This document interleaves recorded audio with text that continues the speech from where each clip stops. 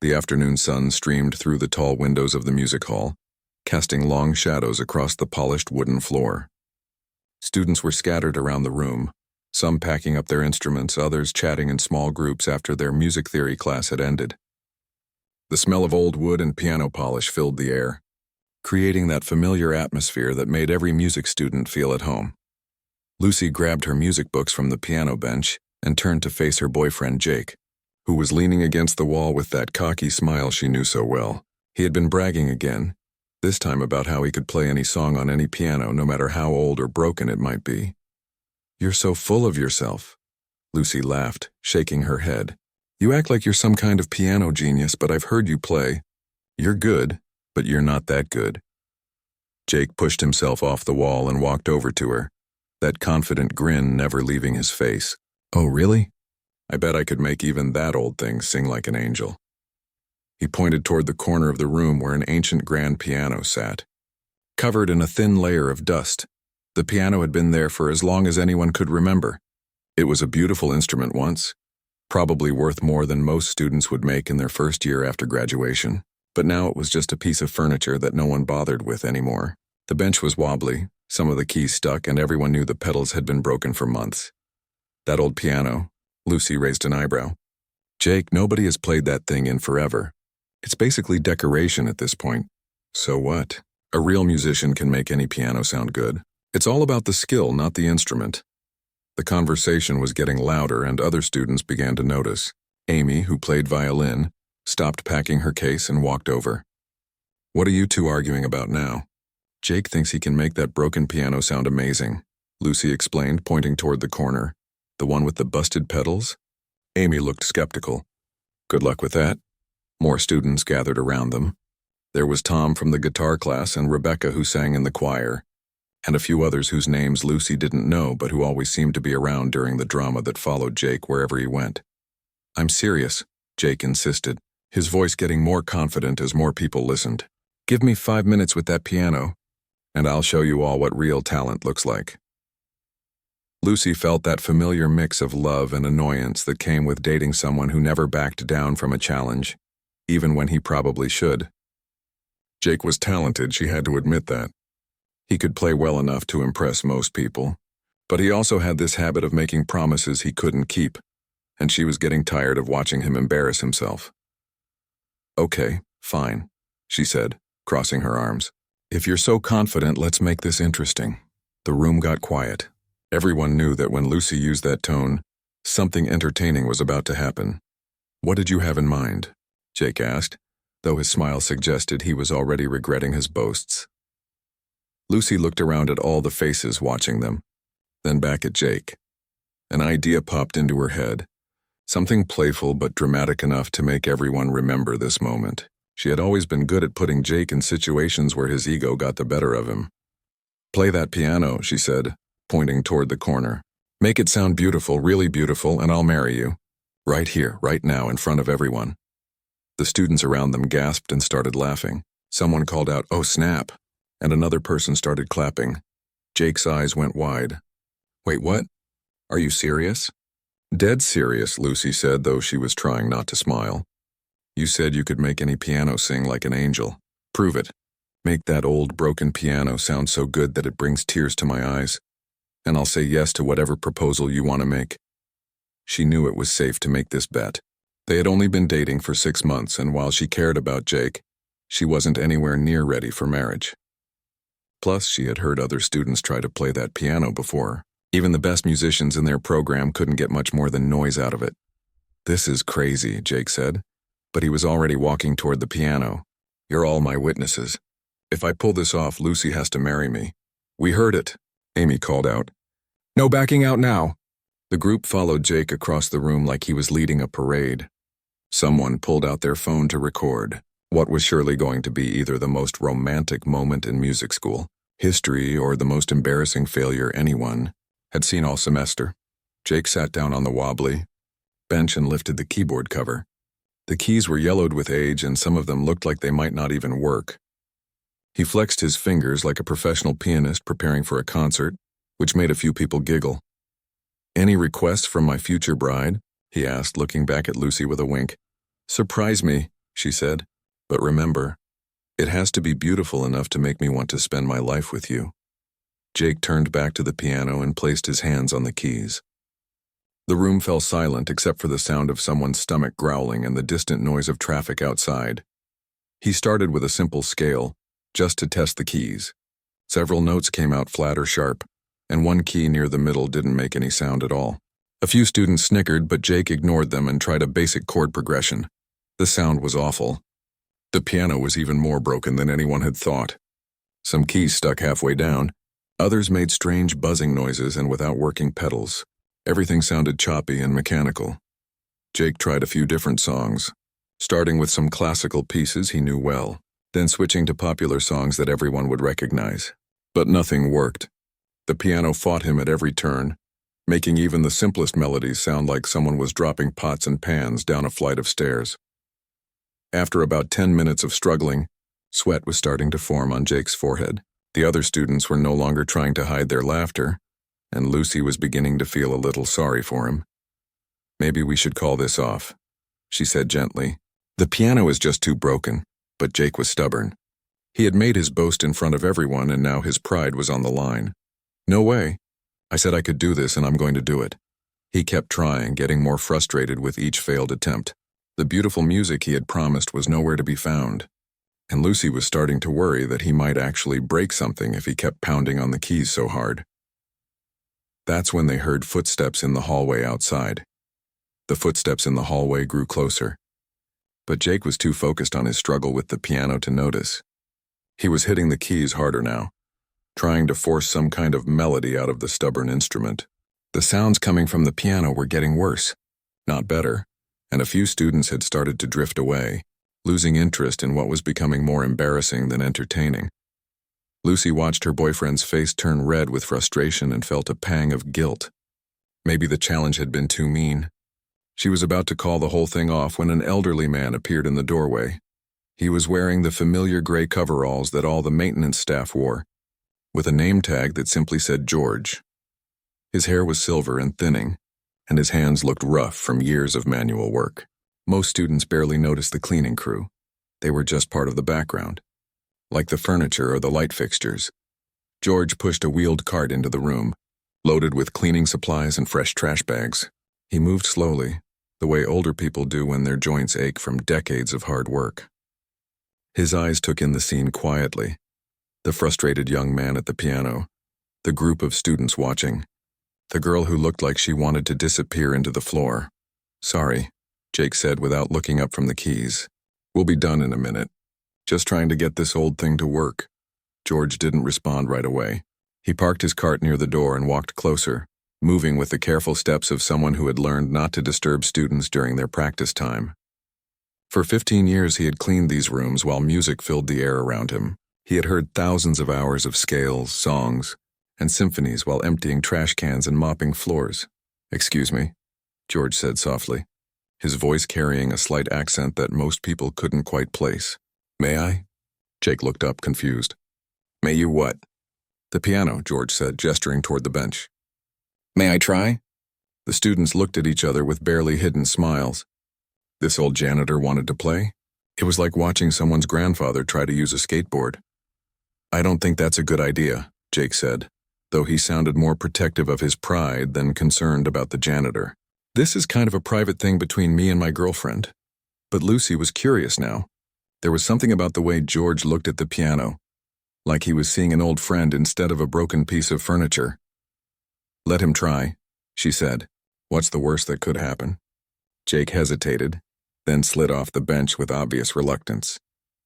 "Fine, but don't blame me if you hurt yourself. These keys are really stiff." George nodded his thanks and sat down where Jake had been sitting.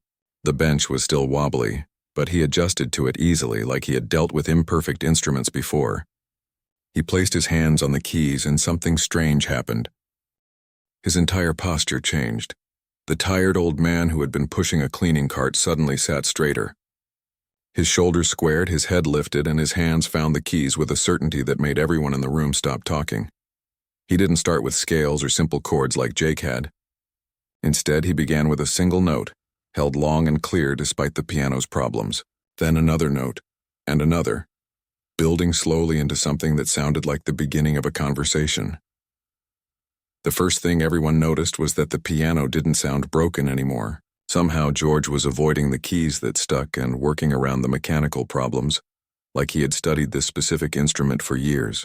The second thing they noticed was that what he was playing was beautiful. It wasn't a song anyone recognized at first. It seemed to tell a story without words, starting soft and sad, then growing stronger and more hopeful. His fingers moved across the keys with a grace that made Jake's earlier attempts look clumsy by comparison. Amy stopped packing her violin and turned to listen. Tom forgot about his guitar case and just stared.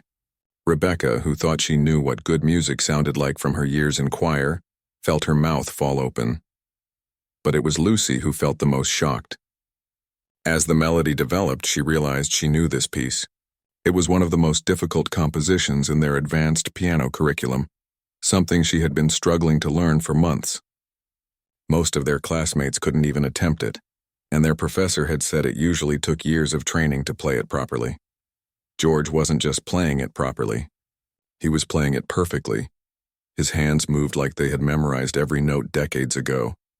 He knew exactly which keys to avoid, and which ones would still produce the sounds he needed. When he needed the broken pedals, he created the same effect by changing how he touched the keys, making the piano sing in ways that seemed impossible. The music filled the room and spilled out into the hallway. Other students walking by stopped to listen. A few professors poked their heads in to see where the beautiful sound was coming from. Even the security guard from downstairs came up to investigate.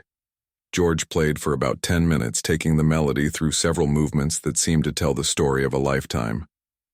There were parts that sounded like childhood laughter, sections that felt like falling in love, passages that echoed with loss and sadness, and finally a conclusion that somehow managed to sound like hope and peace all at once. When he finished, the room was completely silent. No one seemed to know how to react to what they had just witnessed. It was like discovering that the person who cleaned your kitchen was actually a world-famous chef, or finding out that your mailman was secretly a professional athlete. George sat quietly for a moment, his hand still resting on the keys. Then he stood up slowly, his posture returning to that of a tired old maintenance worker. "Thank you," he said simply, as if they had done him a favor by letting him play. Jake was the first to find his voice, though it came out as barely a whisper. Where did you learn to play like that?" George smiled, but there was something sad in his expression. "Long time ago," he said. "Different life." Lucy stepped forward, her mind racing with questions. "That piece you played, I've been trying to learn it for months. My professor says it's one of the hardest in our program. You played it from memory." "Music has a way of staying with you," George said, "even when everything else changes." He started walking back toward his cleaning cart, but Rebecca called out, "Wait! You can't just leave after playing like that." "Who are you?" "I mean, really, who are you?" George paused at his cart, his hand resting on the handle. For a moment, it looked like he might say something more. The students waited, sensing that there was a much bigger story behind what they had just seen. But instead, he just smiled again and said, "I am George. I clean the music rooms. And sometimes, when no one is listening, I remember." He pushed his cart toward the door, leaving behind a room full of students who would never look at a janitor the same way again. After George left the room, nobody moved for what felt like forever. The silence was so thick you could almost touch it. Jake was still standing next to the piano bench, staring at the keys like they might suddenly explain what had just happened. "Did that really just happen?" Amy whispered, breaking the spell. Lucy felt like her whole world had shifted in the space of 10 minutes. She had spent months struggling with that piece George had just played, practicing until her fingers ached, getting frustrated when she couldn't make it sound right. And this man who emptied their trash cans every evening had just played it like he wrote it himself. "We have to find him," she said suddenly. "We have to find out who he really is." "Maybe he just took lessons somewhere," Jake suggested, though he didn't sound convinced. "Lots of people play piano." "Jake, that wasn't just piano playing," Rebecca said. I don't even know what that was. That was like listening to music speak." The group rushed out into the hallway, but George was nowhere to be seen. They split up, checking other classrooms, the basement where the practice rooms were, even the parking lot. But it was like he had vanished into thin air. "The custodial office," Tom said when they regrouped. "He has to check in there at the end of his shift, right?" They made their way to the small office tucked away near the loading dock. The door was open, and they could see a middle-aged woman sitting behind a desk covered in work schedules and supply orders. "Excuse me," Lucy said, stepping into the doorway. "We're looking for George." "He cleans the music rooms?" The woman looked up from her paperwork. "George, he clocked out about 20 minutes ago." "Is everything okay? Did something get broken?" "No, nothing like that," Lucy said quickly. "We just wanted to talk to him about something." "Do you know anything about his background? Like, did he ever mention playing piano?" The woman whose name tag said Linda laughed. "George playing piano? Honey, that man barely says 2 words to anybody. He comes in, does his job, goes home. Been that way for 15 years. 15 years? Amy asked. "He's worked here for 15 years? Every night, Monday through Friday. Most reliable employee we've ever had. But he keeps to himself. I don't think I've ever heard him talk about hobbies or interests or anything like that." Lucy felt more confused than ever. If George had been working here for 15 years, how had nobody ever discovered that he could play like that? "Does he have a phone number or an address where we could reach him?" she asked. Linda shook her head. "Sorry, I can't give out employee information. But he'll be back tomorrow night around 6. You could try talking to him then." The students left the office feeling frustrated. They had witnessed something incredible, but now they had to wait almost 24 hours to get any answers. The next day, Lucy could barely concentrate on her classes. She kept thinking about the way George's hands had moved across the keys, the way the broken piano had somehow sounded perfect under his touch. She had called her parents that night to tell them about it, but trying to describe what happened made it sound less believable, even to herself. By 5:30 that evening, Lucy, Jake, Amy, Tom, and Rebecca were all back in the music hall, pretending to practice but really just waiting for George to show up. When he finally appeared in the doorway with his cleaning cart, Lucy's heart started beating faster.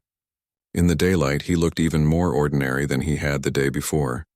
Just an older man in work clothes, tired from a long day. "George," she called out, maybe a little too loudly. He looked surprised to see them all there. "Good evening," he said politely. "I will work around you." "Actually, we were hoping to talk to you," Lucy said, walking over to him. "About yesterday." "About the piano." George's expression became guarded. "I should not have interrupted." "I am sorry. Are you kidding?" Jake said, joining them. "That was the most amazing thing I've ever heard. You made that broken piano sound like it was worth $1 million.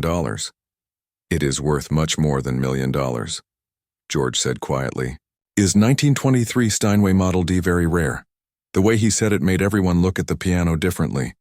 They had always thought of it as old and broken, but George spoke about it like it was a precious artifact. "How do you know so much about it?" Amy asked. George hesitated like he was deciding whether to answer. Finally he said, "I know pianos. I know this piano, but how?" Lucy pressed gently. "George, nobody plays like that by accident. That piece you played yesterday, it's one of the hardest in our program. You played it perfectly from memory."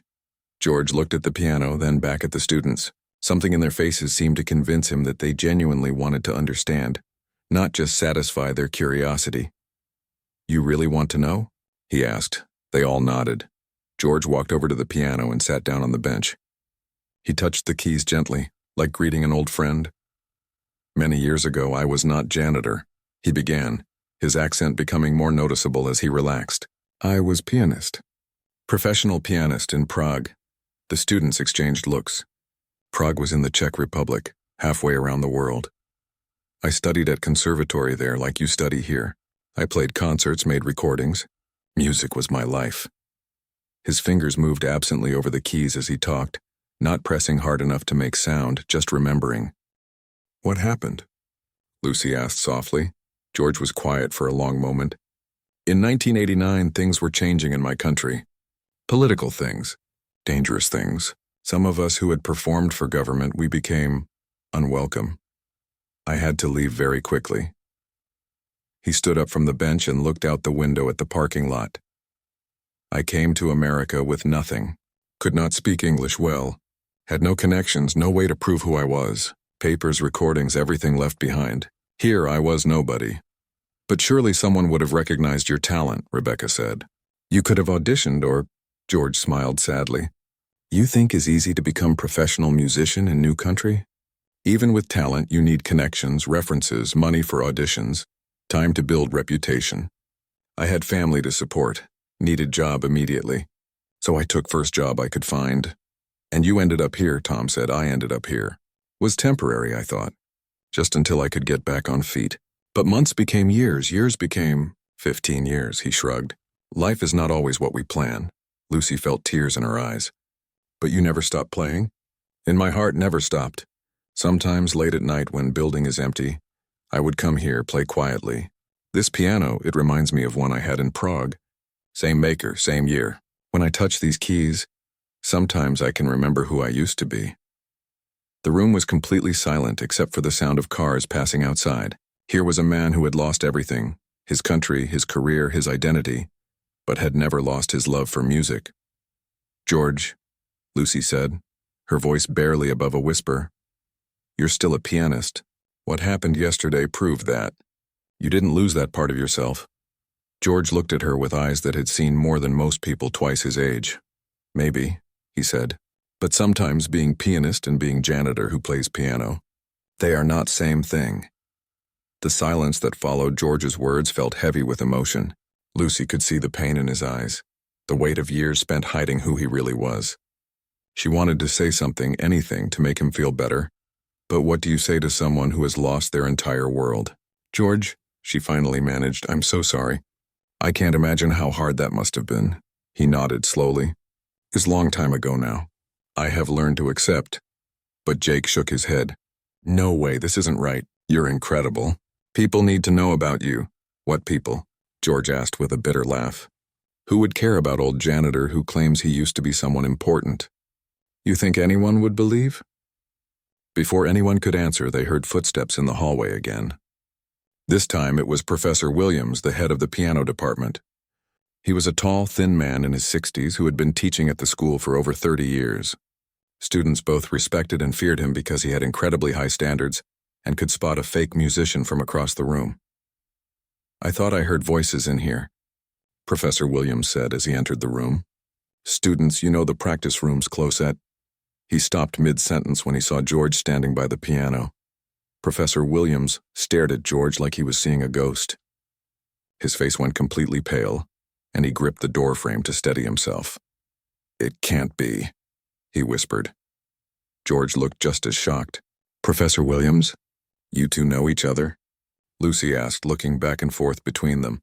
Professor Williams walked slowly across the room, never taking his eyes off George.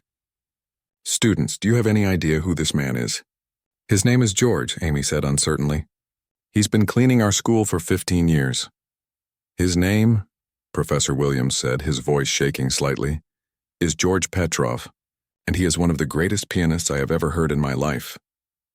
The students looked at George in amazement, but he seemed embarrassed by the attention. George corrected quietly. Was pianist. Don't you dare say was, Professor Williams said firmly. George, I heard you playing just now. After all these years, you still have it. You still have that magic. You heard him play? Jake asked. I was walking by and heard the most beautiful music coming from this room. I thought one of our graduate students had finally mastered the Rachmaninoff piece. But when I got closer and heard the way it was being played, Professor Williams shook his head in wonder. There's only one person I've ever known who could make a piano sing like that. George looked uncomfortable with all the attention. Professor, please. You embarrass me. Embarrass you? George, you were supposed to perform at Carnegie Hall. You had record deals waiting. Critics called you the most promising pianist of your generation. The students' mouths fell open. Carnegie Hall was like the holy grail for musicians. It was where only the absolute best performers in the world got to play. That was different life, George said firmly. That person is gone. No, he's not, Professor Williams said. I just heard him. He's been hiding in this building for 15 years, but he's still there. Lucy felt her heart racing. Professor Williams, how do you know all this about George? The professor smiled for the first time since he'd entered the room. Because George and I met in Prague in 1987. I was there on a cultural exchange program, studying Eastern European musicians. George was already famous in his country, but he was just starting to get international attention. I attended 3 of his concerts and they were... He paused, searching for the right words. They were life-changing. George stared at his feet. You were young American professor. You probably don't remember correctly. I remember perfectly. I even have the concert programs from those performances. I've kept them all these years. Professor Williams turned to the students. Do you know what happened when George played? Audiences would sit in complete silence for several minutes after he finished, like they needed time to come back to reality. Critics struggled to find words to describe his performances. Stop, please, George said, but his voice was soft, not angry. I've been wondering for decades what happened to you, Professor Williams continued. When everything changed in your country, so many artists just disappeared. I always hoped you had made it somewhere safe, but I never imagined you were here so close by. Rebecca spoke up. Professor, if George is really that good, why hasn't anyone at our school recognized him before? Because I make sure to stay invisible, George answered before the professor could respond.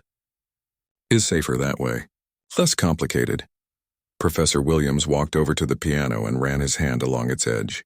George, this instrument has been waiting for you. We all thought it was broken beyond repair, but you proved yesterday that it just needed the right hands to bring it back to life. Like George, Lucy said suddenly. Everyone looked at her. The piano wasn't really broken. It just needed someone who understood it. And George isn't really just a janitor. He just needed someone to see who he really is. The truth of what she had said seemed to hit everyone at the same time. Here was a man who had been walking among them for 15 years, cleaning their classrooms and emptying their trash, while carrying the soul of a master musician inside him. This is so messed up, Tom said, shaking his head. You should be teaching us, not cleaning up after us. Should, could, would, George said with a shrug. Life is what it is, not what it should be. But Professor Williams was getting excited now. Lucy could see an idea forming in his mind. George, the spring concert is in 2 months. We always have a featured guest performer, but this year's artist had to cancel due to illness. The slot is still open. No, George said immediately. Absolutely not. Why not? The students deserve to hear real artistry.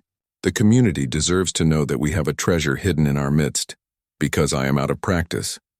Because I am too old. Because I am nobody now. You just played Rachmaninoff's Piano Concerto No. 2 from memory on a broken piano and made it sound like heaven, Professor Williams said. How much more practice do you need? The students were all looking at George hopefully, but he seemed overwhelmed by the attention. I need to think, he said finally. This is too much, too fast. Of course, Professor Williams said gently. But George, promise me you'll consider it. Don't let fear rob the world of your gift twice. George nodded slowly, then picked up his cleaning supplies. I should finish my work. As he started to leave, Lucy called out, George, wait. He turned back. Yesterday, when I made that silly bet with Jake about the piano, I said if someone could make it sound beautiful, I would marry them.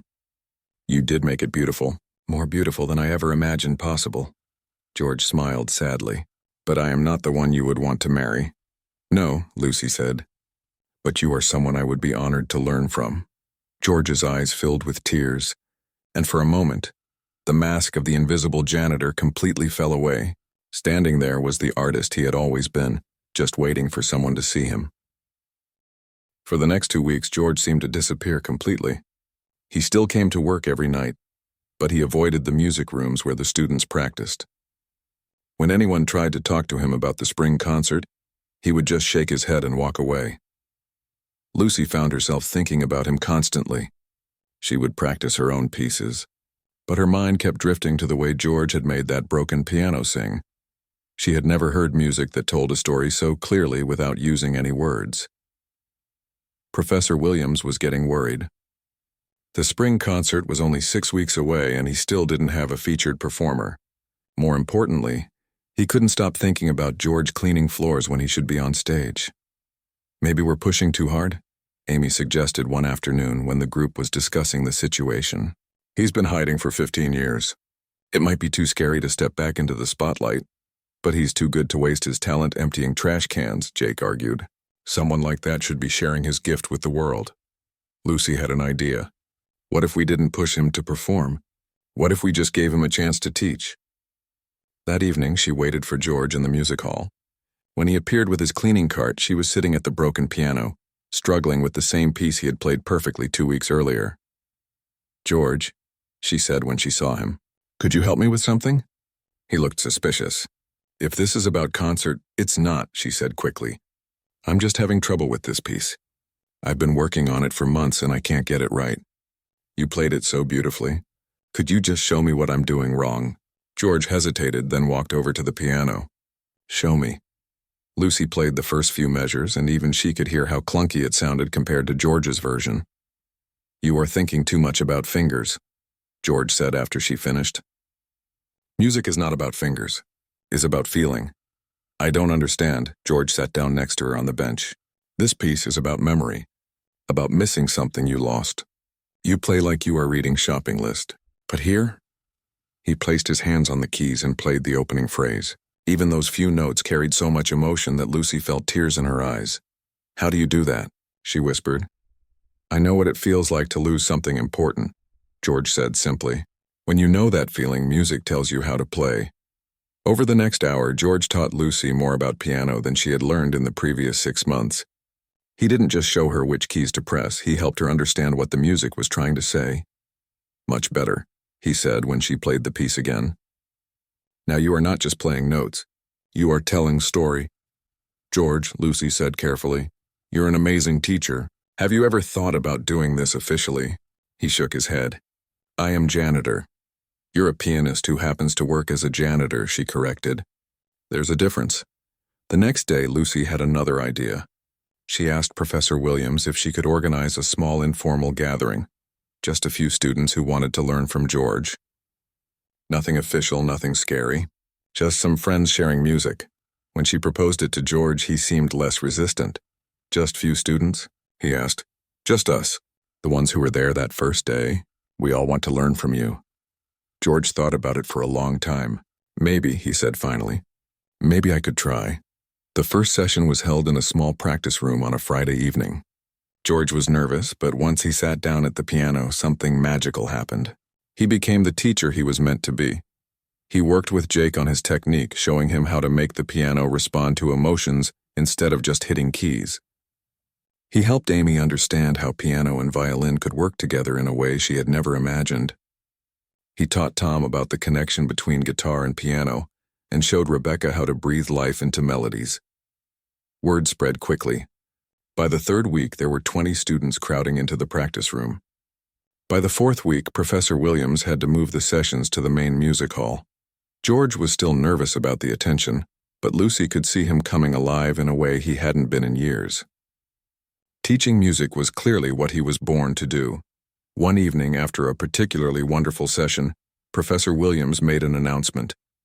George, he said, I have a proposal.